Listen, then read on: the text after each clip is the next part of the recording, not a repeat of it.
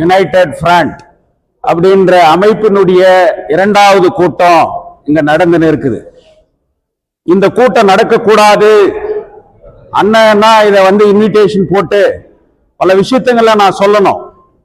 ஏன்னா பேசுறவங்களுடைய கருத்துக்களை நாம ஒன்னொன்னு வாங்கி இருக்கிறோம். அவங்களுக்கு கூட இது தெரியணும். செங்குட்டுவன் சார்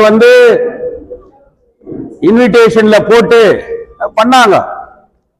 முதல் கூட்டம் நடக்கும் போது என்ன தலைவர் பண்ணிடுன்னு பலர் கேட்டாங்க.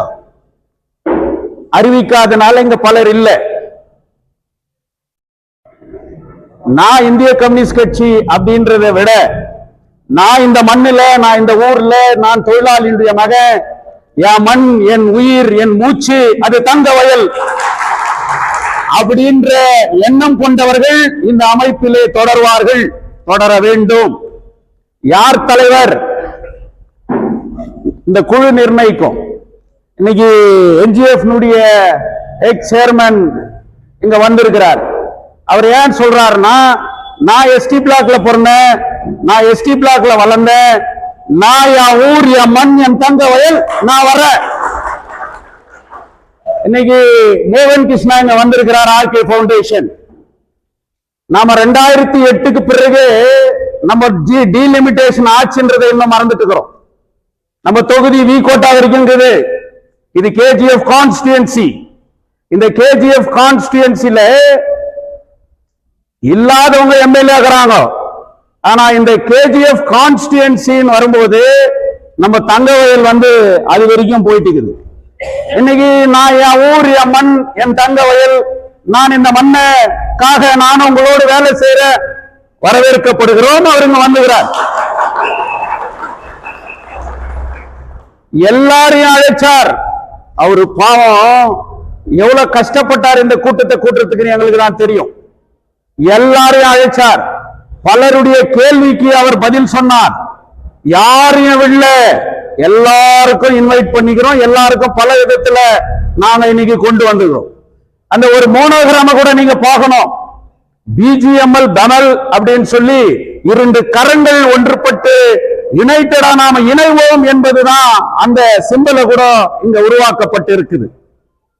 இந்த கூட்டத்தில் நம்ம எக்ஸ் முனிசிபாலிட்டியினுடைய ஸ்டாண்டிங் கமிட்டி சேர்மன் ஸ்டான்லி இருக்கிறார். டிஎம்கே அமைப்புல அண்ணன் சேகர் பேசினார். இன்னைக்கு எக்ஸ் சிஎம்சி பிரசிடென்ட் தயானந்த் ஜேடிஎஸ்ல இன்னைக்கு பேசினார். ஐஎன்டிசி லீடர் பேசியிருக்கிறார். இன்னைக்கு சிஐடி தொழிற்சங்கத்தில் இருந்த அண்ணன் கணேஷ் இங்க பேசியிருக்கிறார். இங்க எக்ஸ் கவுன்சிலர் நடராஜ் இங்க உட்கார்ந்துக்கிறார். தமிழ்ச்சங்கம், மற்ற ஆர்பிஐ எல்லா அமைப்புகளும் இருக்குது. இவர்தான் பெரியவர், இவர்தான் சிறியவர், அது என்றதெல்லாம் இல்லை. கண்டிப்பாக இந்த கூட்டம், போலீஸ் இந்த கூட்டம் நடக்காதுன்னு சொன்னாங்க. அண்ணா போலீஸ்க்கு மட்டும் நான் லெட்டர் கொடுக்கறான்னு. ஏன்னா நீ கொடுக்காத, என்ன எந்த போலீஸ் கேக்குதோ கேட்கட்டும். நான் சொன்னேன் போலீஸ்க்கு, கேஜிஎஃப் அழிக்கிற கேஜிஎஃப் காப்பாத்துறதுக்கு கூட்டம் நடத்துறோம். இதுதான் சப்ஜெக்ட். இந்த ஊரை அழிக்க எம்எல்ஏ நினைச்சா அந்த எம்எல்ஏ எதிர்த்து நிற்கும் இந்த சேவ் கேஜிஎஃப். இந்த ஊர்ல இருக்கிறவங்களை மடையனா இந்த ஊர் எம்பி நினைச்சா அதை எதிர்த்து நிற்கும் இந்த சேவ் கேஜிஎஃப்.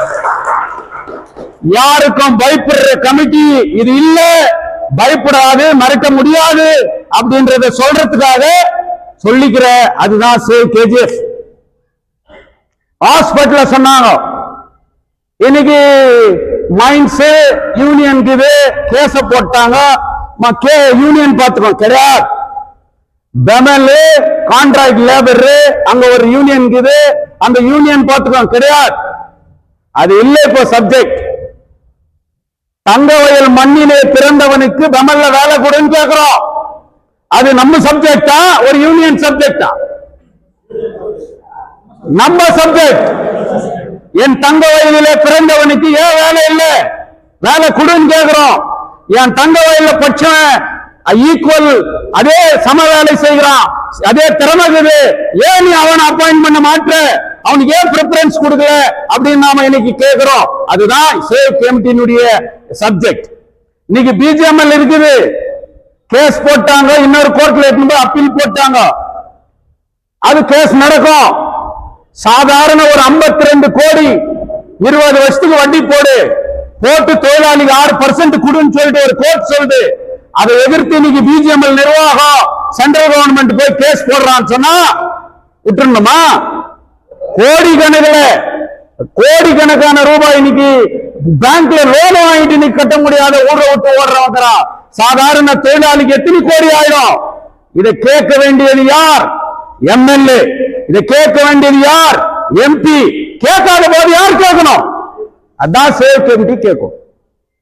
சோ தங்க சுரங்கத்தினுடைய பிரச்சனையை டெல்லி வரை கொண்டு செல்ல வேண்டிய தருணத்திலே நாம் இருக்கின்றோம்.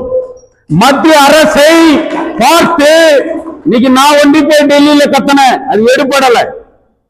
ஒரு கட்சி தனியா போய் ஜந்தர் மந்தர்ல நான் போராட்டம் பண்ண, அது எந்த அளவுக்கு எடுபட்டுச்சு? எடுபடல.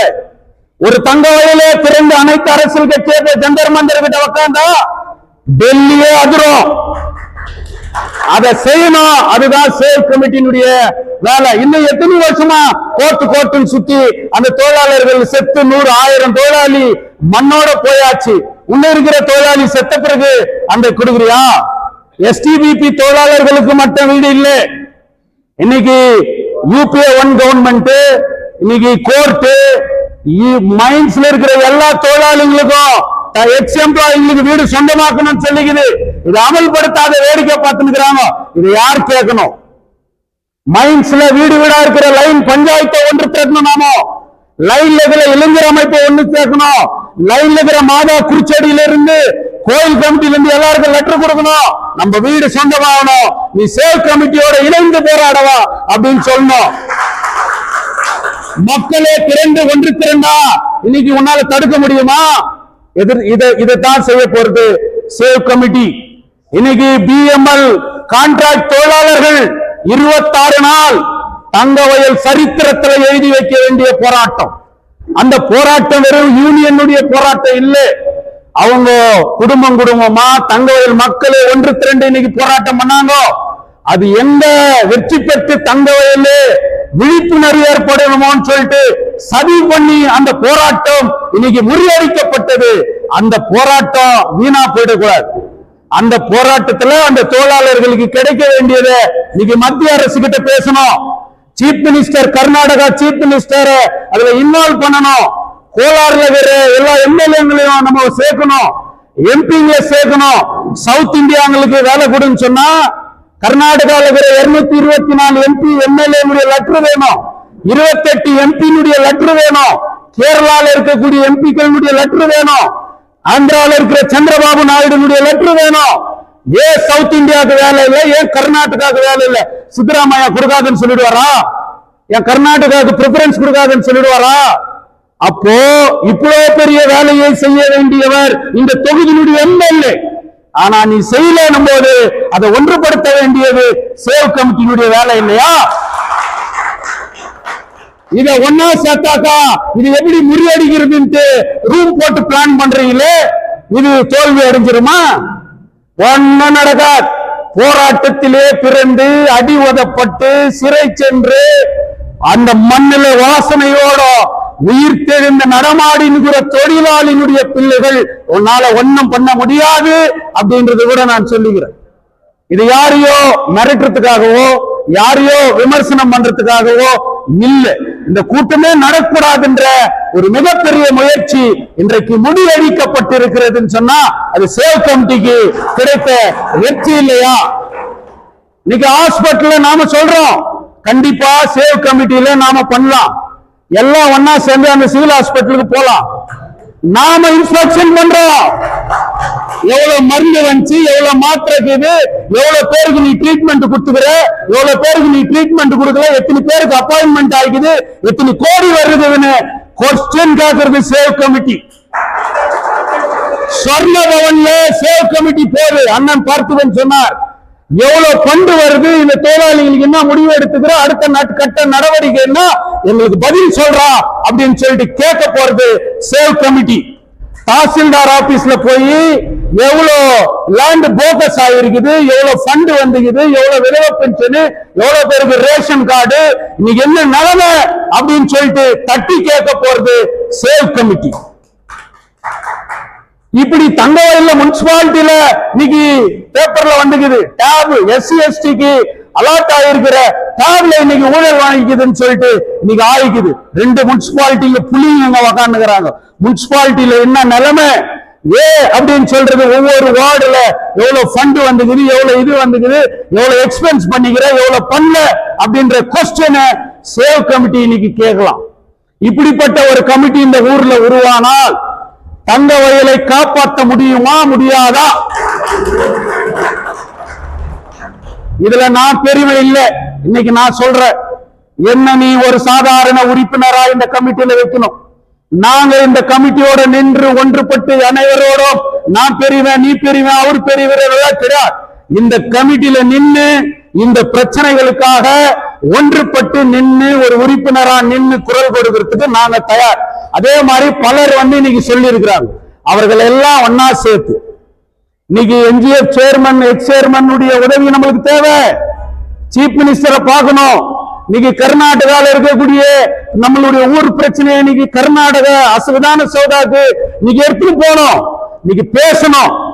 நம்ம ஊர்ல இருக்கிறவங்க பேசாதனால நாம பேச வேண்டிய நிலைமை இன்னைக்கு இருக்குது. இன்னைக்கு JDS தலைவர் இருக்கிறார், அவங்களுடைய MP இன்னைக்கு கோலார் MP இருக்கிறார். அவர்கிட்ட கூட நாம இன்னைக்கு போனோம். இருக்கிற பிரச்சனைகளை இன்னைக்கு நாம சொல்லணும். இன்னைக்கு RK ஃபவுண்டேஷன் அவருடைய தலைவர் சேர்மன் இங்க வந்திருக்கிறார். அவர்கிட்ட அவர் மூலியமா இந்த அமைப்புக்கு எந்த விதத்துல ஆதரவு கிடைக்கும், எந்த விதத்துல அவர் இன்னைக்கு நிக்க போறார், அவர் நான் என்னன்றது அவர் கூட வெளிப்படையா இன்னைக்கு சொல்லட்டும். அதனால இன்னைக்கு அவரை கூட நாம இன்னைக்கு உபயோகப்படுத்தி ஒன்றுபட்ட தங்கவயலை ஒற்றுமையா கொண்டு போற ஒரு நிலைமையை நாம இங்க உருவாக்கப்படணும். கோஷம் ஒண்ணுதான், சேவ் KGF. என் மண்ணை காப்பதற்காக, என் மண்ணை நான் அழிய விட முடியாது என்று சொல்றதுக்காக நாம இன்னைக்கு ஒன்றுபட்டு நிக்கணும். லைன் ஒவ்வொருத்தருடைய மனசும் குமுறுக்குது. இதை கேட்கறதுக்கு ஆள் இல்லையா, இதை கேட்கறதுக்கு ஆள் இல்லையா, இதை பேசுறதுக்கு ஆள் இல்லையா அப்படின்னு. ஆனா இன்னைக்கு அவங்க எல்லாம் ஒன்று திரட்டு கேட்பதற்கும் பேசுவதற்கும் சேவ் KGF யுனைடெட் ஃப்ரண்ட் இருக்கிறது என்ற மெசேஜ இன்னைக்கு நாம வெளியே கொடுக்கணும். ஒன்றுபட்டு நிற்போம். இவர்களுடைய ஆதரவை நாம இன்னைக்கு பெறுவோம். இன்னைக்கு XMLA ராஜேந்திரன் கூட அவர்கிட்ட கூட நான் அவருடைய PAக்கு கூட நான் முன்ன கூட சொன்னேன், இந்த மாதிரி இருக்குது, நீங்க கூட அவரு கூட இந்த மண்ணின் மைந்தன், அவர் கூட இதுல பங்கேற்கணும் அப்படின்றத நாம சொன்னோம். அதனால யாரையும் விடுறது இல்லை, எல்லாரையும் அரவணைச்சு ஒன்றுபட்ட இந்த கமிட்டியை கட்டுவதற்கு இனி அடுத்த கூட்டத்திலே இதற்கு ஒரு சரியான கமிட்டி இருக்கும். அந்த கமிட்டி தான் இந்த கூட்டத்தை கூட்டம் என்று சொல்லி, இதுதான் நம்ம நோக்கம், இதைதான் நாம கொண்டு போனோம் அப்படின்றத சொல்லி நாங்க இதுல ஒரு உறுப்பினரா நின்று இந்த பாதுகாப்பு கமிட்டியை ஒன்றுபடுத்துவோம், பலப்படுத்துவோம் என்று கூறி எனக்கு வாய்ப்பு கொடுத்தமைக்கு நன்றி.